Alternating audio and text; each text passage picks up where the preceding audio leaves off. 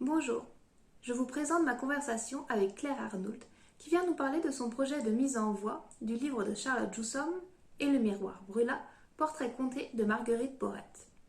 Nous abordons aussi différents thèmes comme l'enseignement des 13 mères originelles, les accompagnements que Claire propose, la puissance de la mise en voix d'un texte et bien d'autres choses. A tout de suite pour notre conversation. Bonjour Claire, je suis ravie de te recevoir. Tu es Claire Arnoult, tu es psychopraticienne. Est-ce que tu pourrais peut-être te présenter à nos auditeurs en quelques mots? Alors effectivement, j'exerce en tant que psychopraticienne. J'ai fait voilà, beaucoup d'études en psycho dans un premier temps, et puis après la spiritualité, un monde bien plus grand, est venue sur mon chemin, et donc j'intègre ces outils de psycho dans une pratique aussi d'accompagnement, en plus des activités thérapeutiques classiques auprès des femmes, donc qui ont envie de redécouvrir leurs vraies valeurs et de pouvoir s'aligner avec elles pour vivre une vie plus authentique qui leur convient mieux, avec le soutien des enseignements des 13 mères originelles, en particulier, qui est un enseignement ancien, et puis celui du loup blanc, qui est pareil, un enseignement chamanique basé sur la roue de médecine. Voilà, donc je fais des cercles de femmes, j'accompagne des personnes individuelles de plusieurs façons. Et je traduis également des ouvrages de l'anglais au français. Depuis récemment, sans oublier, pardon, que j'ai co-organisé aussi les 3 éditions du Festival du féminin dans les Vosges, 2017, 2018 et 2019. Voilà. Tout un beau panel d'activités. Et moi, si je t'ai connue, c'est parce qu'une amie m'avait fait découvrir ton projet de mise en voix du livre de Charlotte Joussom et Le miroir brûla. Est-ce que tu pourrais peut-être nous présenter ce projet, nous présenter ce livre, nous parler de pourquoi tu as eu ce coup de cœur aussi? Je trouvais ton histoire assez jolie. Est-ce que tu pourrais, voilà, nous parler de ce sujet? Oui, donc du coup, dans toutes mes activités, j'ai aussi une vie personnelle riche où je lis énormément et je me laisse toucher par beaucoup d'auteurs. Et donc, dans la suite de mon parcours à la recherche des communautés de femmes, des cercles de femmes, donc, qui m'animent depuis quelques années, je suis tombée sur les béguines. Donc les béguines qui sont des femmes qui ont vécu en communauté au 12e, 13e, tiens, bonjour le chat, 14e siècle. Et c'est en tombant sur les histoires de Béguine que j'ai rencontré le livre de Charlotte Joussom et Le miroir brûla, un portrait conté de Marguerite Porrette. Donc ça, c'est le titre. Et Marguerite Porrette est l'une de ces Béguines, en fait, qui a vécu au XIIIe siècle et qui a une vie spirituelle intense, en plus de faire partie d'une communauté de femmes. Bon, Minette. Et donc, voilà, ce qui m'a vraiment interpellée dans ce livre, déjà, c'est qu'elle parlait des sujets qui me tiennent profondément à cœur, vraiment la spiritualité vivante et incarnée et vécue. Et en plus, son parcours, effectivement, d'écrivain. L'écriture a toujours été très, très importante pour moi, et ça a été la première femme à avoir été brûlée pour ce qu'elle a écrit. Et son écrit parlait, donc c'est Le miroir des âmes simples et anéanties, le livre de Marguerite Porrette, parlait de l'amour de Dieu, de l'amour du vivant, de sa quête spirituelle qui n'a pas plu du tout à l'Église, qui l'a considérée comme hérétique. Mais Marguerite Porrette a choisi de laisser l'Église la condamner. Elle n'a jamais reconnu avoir fait d'erreur, elle ne s'est jamais confessée. Donc elle a eu le choix jusqu'au bout, en fait, de ne pas brûler, mais elle a préféré brûler avec son livre, la tête haute. Et voilà, tout ce qu'on a retenu d'elle dans l'histoire, c'est qu'elle est restée digne jusqu'à la fin, et que c'est comme pour les pistes des larmes, ces épisodes assez tristes de l'histoire amérindienne, ce ne sont pas eux qui ont pleuré, c'est les gens qui les voyaient. Voilà, donc elle a ému les foules ce jour-là d'être aussi droite et alignée. Elle n'avait absolument rien à voir avec une victime. Et c'est ce parcours de femme, déjà de vraie femme, vraiment assez étonnant qu'elle ait vraiment existé, qu'elle ait été jusqu'au bout de cette façon, qui m'a touchée. Et aussi ce qu'en a fait Charlotte, parce que comme on ne connaît rien d'elle, voilà, Charlotte a inventé l'histoire de cette femme, qui elle avait pu être, comment avait pu être son enfance, pour qu'elle devienne cette femme-là, capable d'aller jusqu'au bout, d'aller voilà, vivre la vie jusqu'au bout et l'incarner. Et donc ça m'a vraiment profondément touchée. Et c'est ce que j'ai partagé à son auteur. Et du coup, j'avais l'élan de mettre en voix, de donner vie, en fait, de me laisser traverser par les mots de l'auteur, par la vie de Marguerite, comme me connecter du dedans, en fait, avec elle. c'était tellement fort que le lire ne me suffisait pas, que même après l'avoir lu, l'avoir partagé, ça revenait toujours me chercher. Je me suis dit, bon, il faut y aller, il y a un appel.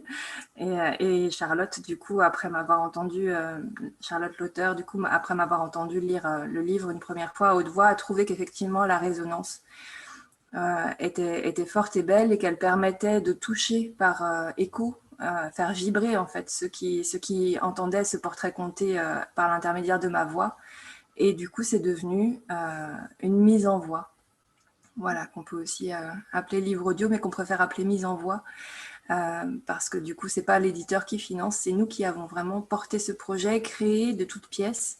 Et donc, on l'appelle une mise en voix, qui a été agrémentée de chant et de musique, grâce à 2 artistes qui se sont joints au projet. Voilà. D'accord. Et pour faire connaître ce livre, c'est quoi qui t'anime? C'est la volonté justement de faire découvrir cette histoire ou alors d'ériger la personne au centre du livre comme modèle? C'est quoi un petit peu? C'est de transmettre ses valeurs? Alors, c'est rien de tout ça et tout peut-être en même temps, ça m'a juste trouvé. Moi, je suis quelqu'un qui suis très ouverte et en même temps qui résonne fortement, qui vibre fortement. Et donc là, mon cœur a été tellement touché que j'ai juste suivi le chemin, en fait. C'était trop important pour moi, mais il n'y avait rien il n'y avait pas d'idée, il n'y avait pas de, même peut-être pas de volonté. Et c'est bien de ça, en fait, dont parle Marguerite Porete aussi bien que Charlotte. C'est que dans ces parcours spirituels, on expérimente parfois des expériences d'éveil qui sont comme des anéantissements, comme des éclairs de conscience où on devient à la fois tout et mu, dans le sens de mise en mouvement par ça. Ça m'a trouvé, ça m'a cherché, c'était un mystère, mais c'était plus important que je le suive, voilà, que de penser faire quelque chose. Donc je l'ai suivi et c'est en le suivant, en écoutant cette piste et en continuant ce projet que j'ai découvert dans mon histoire des choses que dont je ne me rappelais pas. Et elles étaient tellement évidentes pour moi, en fait, que je ne les voyais pas, qui faisaient écho avec ce livre et pourquoi ce livre m'avait touchée. Donc il a fallu que ce soit des amis qui me connaissent depuis un certain temps, qui me disent « mais évidemment, ton miroir a brûlé ». C'est normal que tu mettes en voie le miroir brûlage. Ah bon? Pourquoi? Et donc là, cet ami m'a restitué un bout de mon histoire que j'avais vécu, mais que je n'avais pas mis en relation. Et qui est qu'effectivement, dans ce parcours des 13 mères originelles, donc on parcourt un enseignement pendant 13 lunes, et dans la façon dont je le parcours, on établit un bouclier, une peau tendue sur un cercle de bois qui nous permet de mettre les symboles qu'à chaque lune on reçoit. Et donc ça, j'en ai fait, comme c'est un parcours que je suis depuis 10 ans maintenant, j'en ai fait un par année, donc pas mal. Sauf que cette année-là en particulier, en 2018, je l'ai brûlé en 2018, mais je l'ai fait en 2017.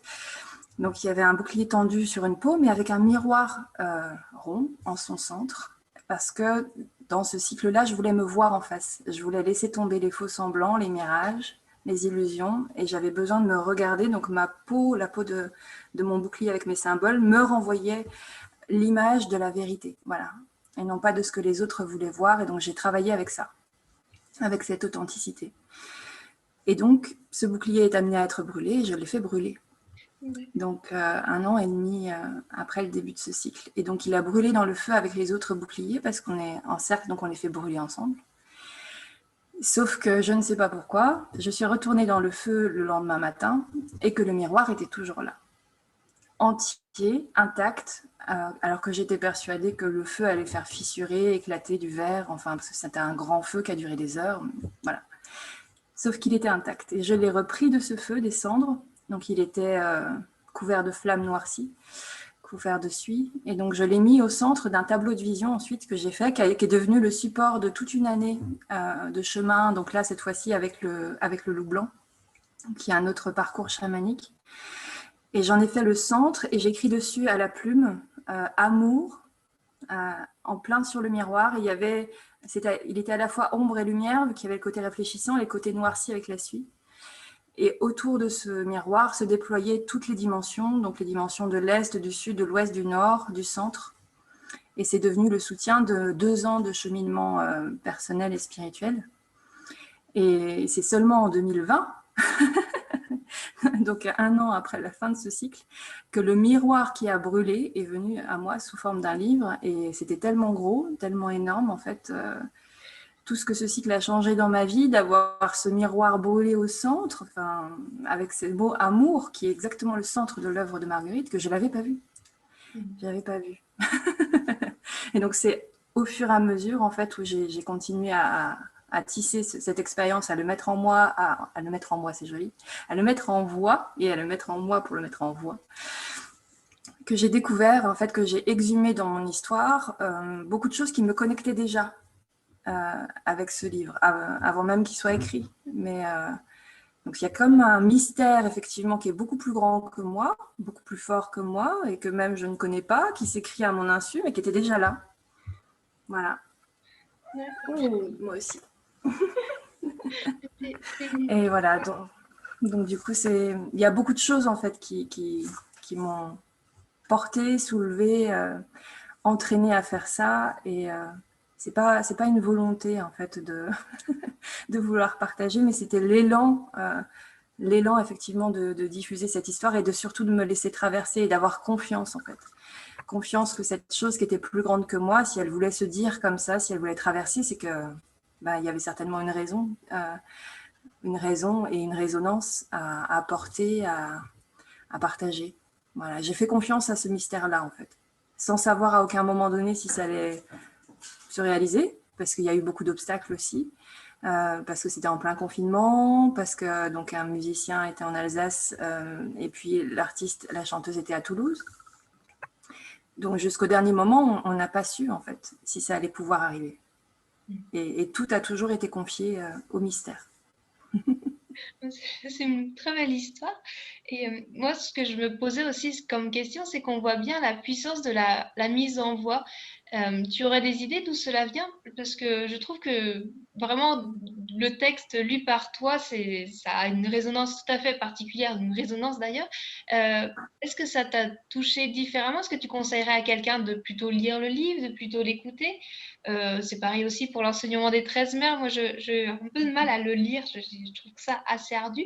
Par contre, à l'écouter, c'est tout de suite plus fluide. Est-ce que peut-être la tradition orale y fait quelque chose? Tu aurais une idée d'où cela vient ou C'est le cœur du livre, en fait. C'est le cœur du livre de Marguerite, déjà, Marguerite Porrette. Et puis c'est le cœur du livre de Charlotte tel qu'elle l'a écrit, c'est l'oralité. C'est-à-dire que le fin profond, ce qui est touché en nous, ça reçoit. Et donc, quand on lit, les yeux vont aller attraper les lettres et après, notre cerveau va devoir les ranger, les mettre les mettre en mouvement pour que ça forme des phrases, pour que le sens apparaisse. C'est tout un processus actif. Alors que la réception par l'oreille, là, c'est aussi quand je fais les cercles de femmes, c'est-à-dire que grâce à l'oralité, grâce au fait de dire, de laisser ça me traverser, qu'elles reçoivent le fruit de la vibration et qu'elles surtout elles puissent se laisser complètement baigner, résonner dans ce qu'elles reçoivent, beaucoup de dimensions se déploient qui ne se seraient jamais montrées, touchées avec la lecture. C'est des processus très, très différents. On est vraiment dans un processus beaucoup plus mentalisé, alors que dans l'oreille, il y a déjà l'oreille du cœur, tout ce qui nous touche. C'est difficile d'être touché quand on lit un livre, on peut l'être, mais comme on est actif, on n'a pas forcément toute l'ouverture pour aller en profondeur avec ça. Et on touche aussi l'inconscient. C'est-à-dire que quand on écoute, ce qui n'est pas prêt à être entendu, pouf, se referme. Et on peut très bien ne rien entendre. Par exemple, les contes des 13 mers durent 40 minutes. Il y a un moment, ça peut être trop fort, pouf, l'inconscient se referme, il n'entend rien. Et hop, comme par miracle, il va se réveiller au moment qui nous interpelle. Mais pour autant, voilà, la conscience, au sens où l'entendent les Indiens, ou en sens, on n'a pas vraiment de mots en français, mais celle qu'on est vraiment, notre essence, elle ne s'endort jamais. Donc même si notre inconscient a refermé, une partie de nous entend et elle pourra faire de ce trésor reçu quelque chose quand le moment sera venu. Et elle pourra déverrouiller et redonner accès à ce trésor entendu quand le moment sera là. Donc, tout ça, c'est permis par l'oreille, c'est pas permis par la voix. C'est pas permis par les yeux, pardon. C'est permis que par la voix. Et c'est aussi le cœur du livre de Marguerite, c'est-à-dire que ça a été mal entendu. C'est tombé, ça a été entendu pas par les mauvaises oreilles, mais par des oreilles qui entendaient mal en fait ce qu'elle disait et qui avait trait à la connexion à Dieu et qui a été perçu comme hérétique. Donc c'est comment transformer ce message quand il est dit par quelque chose qui est dans des mots qui parlent de lâcher prise, d'oreille du cœur, voilà.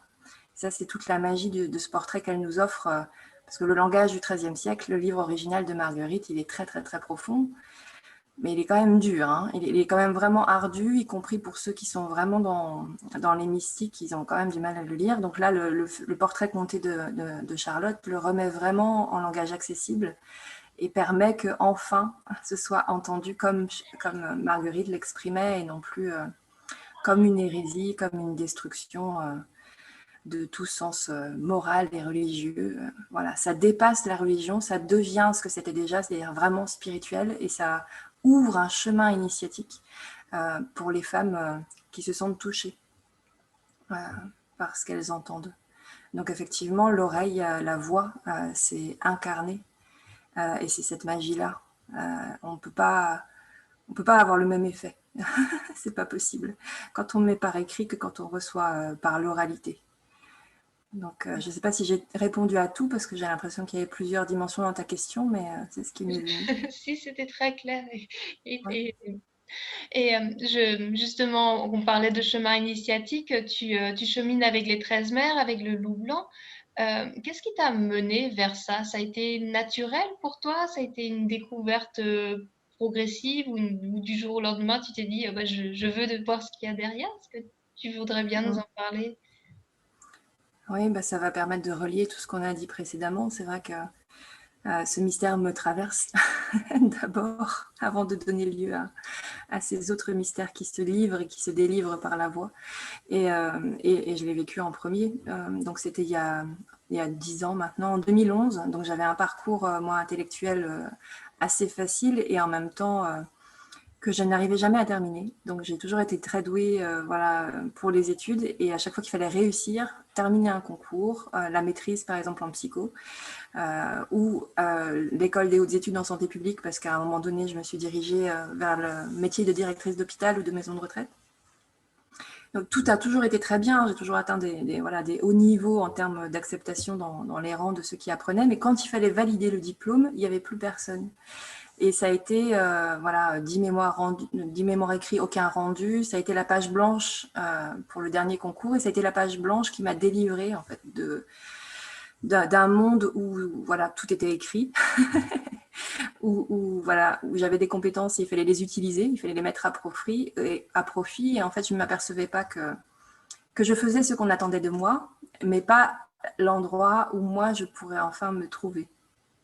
Et comme j'en étais pas consciente, mon inconscient est venu faire mettre une page blanche entre moi et cette carrière universitaire. Et ça a été très étonnant de rendre copie blanche. Et c'était comme si tout s'était effacé dans le cerveau, comme si c'était un écran plat cérébral. Et comme s'il y avait enfin tout l'univers qui s'était déployé, comme si enfin j'avais raté ma vie.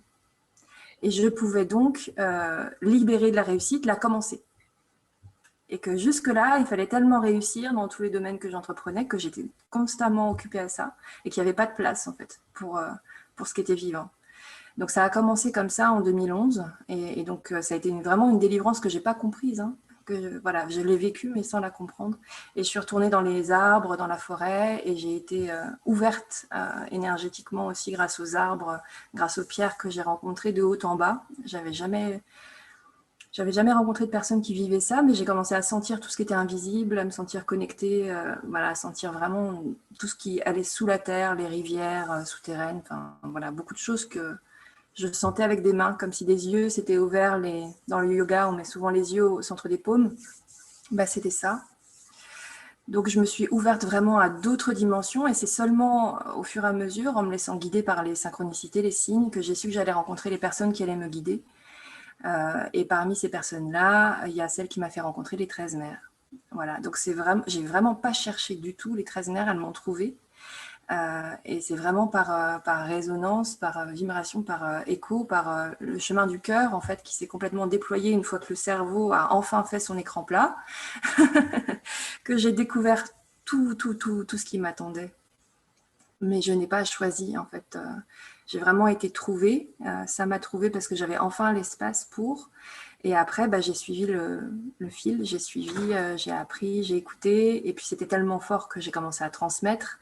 Et je ne me suis pas arrêtée, en fait, depuis ces 9 ans, voilà, d'apprendre, d'évoluer, de retransmettre et de créer un cocon de sécurité, d'écoute, de parole pour permettre à ceux qui, comme moi, se seraient égarés dans la vie telle qu'on croit qu'elle est, bah, pourraient commencer à déployer quelque chose de plus profond et trouver vraiment leur chemin.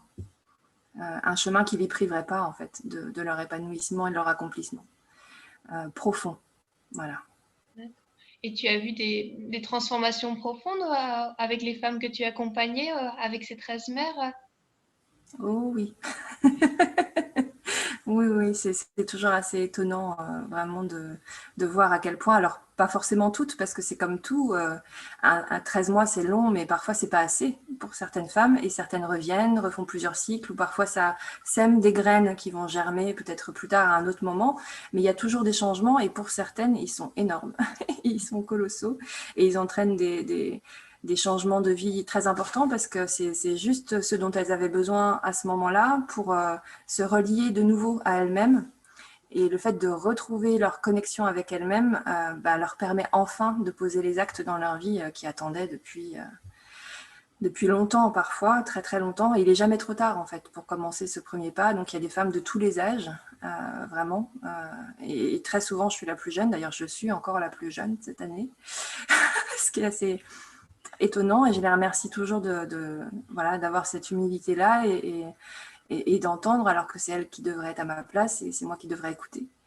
Voilà. Et en tout cas, à tous les âges, elles peuvent commencer ce cheminement. Et dans les quelques vidéos que j'ai mis sur la voie des 13 mères, il y a quelques partages qui peuvent donner un aperçu d'à quel point ça peut changer leur vie si c'est le moment pour elles, si elles en ont envie, parce que ça peut très bien aussi ne pas être possible de tout changer, et ça peut ne pas être souhaitable non plus. Donc ce qui est prêt se déploie, ce qui n'est pas prêt attend et est labouré, est ensemencé, et quand ce sera le moment, ça germera. C'est quelque chose de très très doux, très soutenant, les processus des 13 mères qui sont vraiment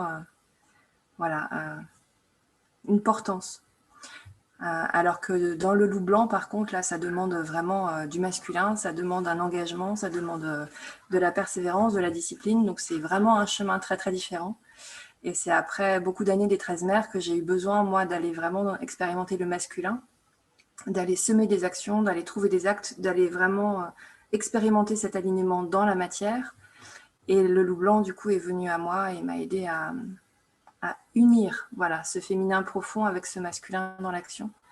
Et donc là, c'est des résultats assez différents pour les femmes.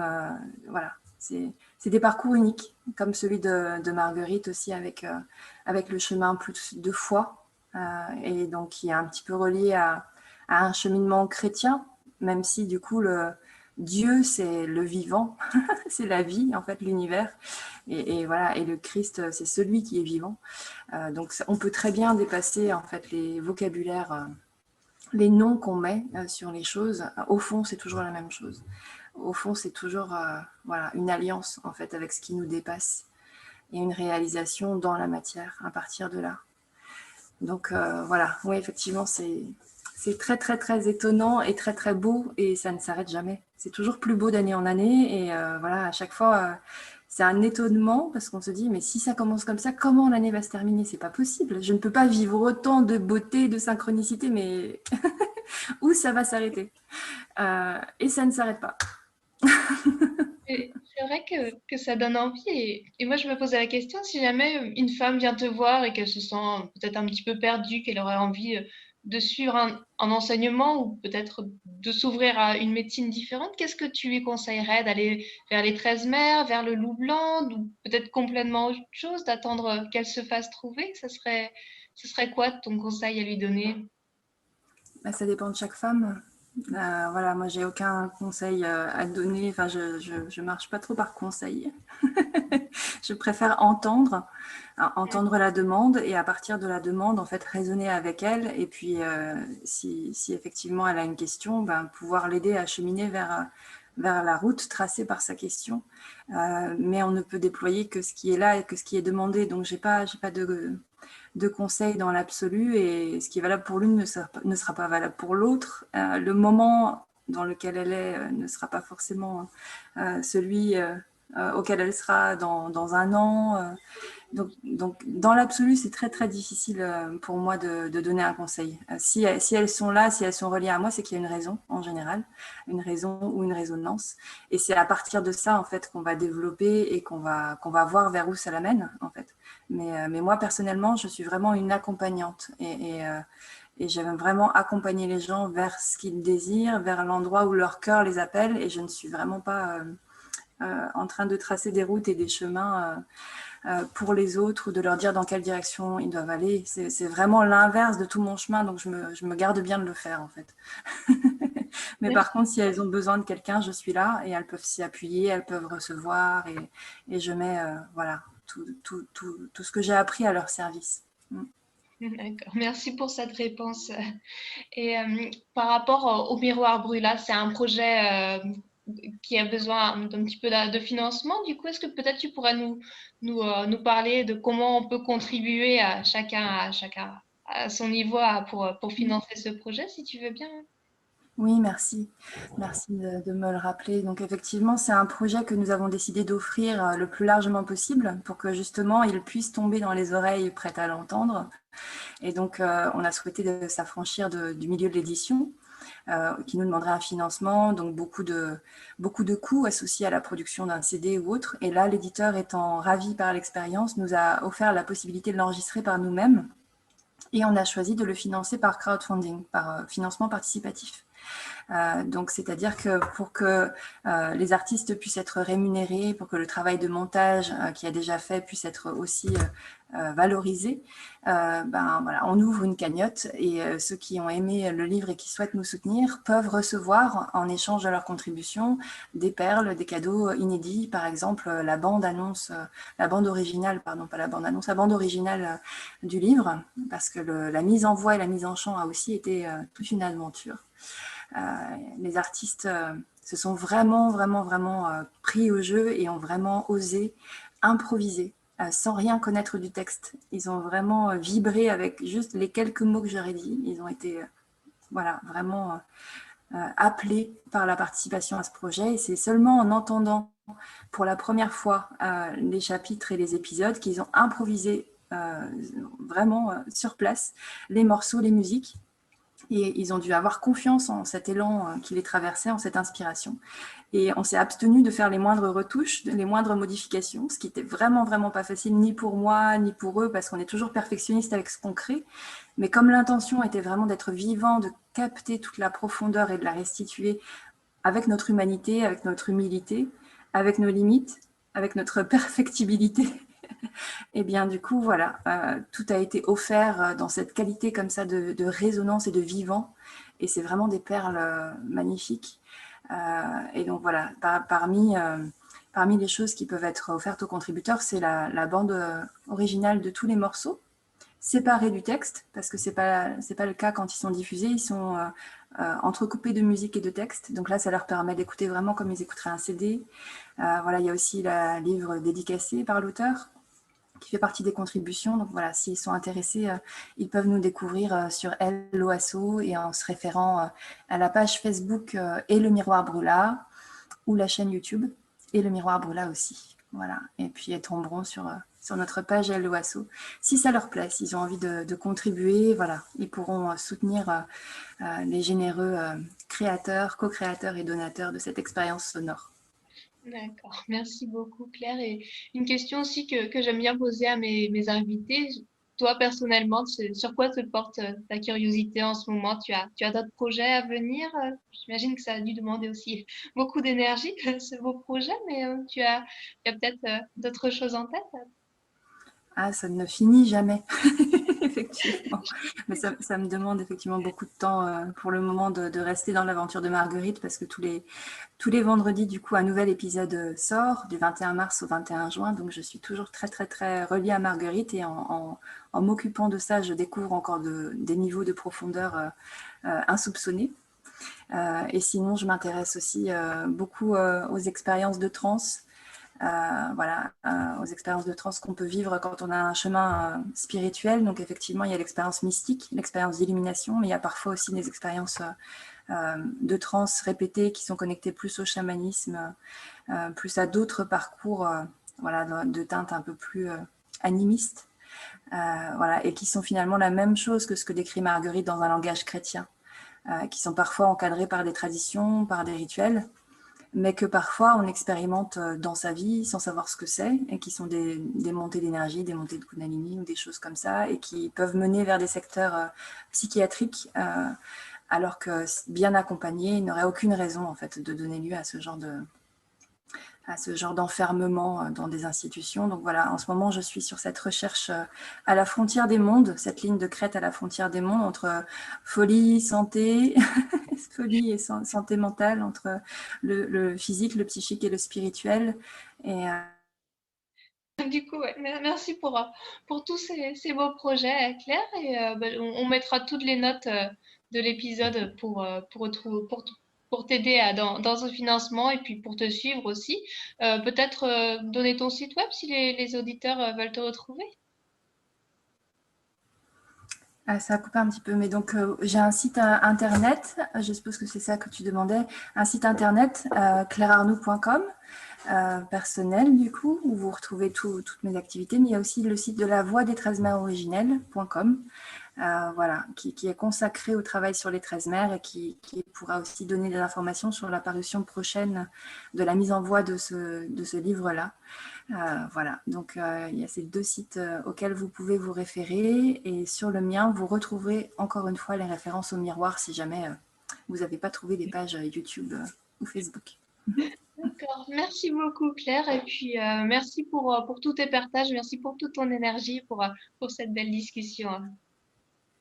Merci à toi de m'avoir invitée et de partager pour que cette mise en voie puisse rejoindre tous les cœurs et toutes les oreilles qui l'attendent.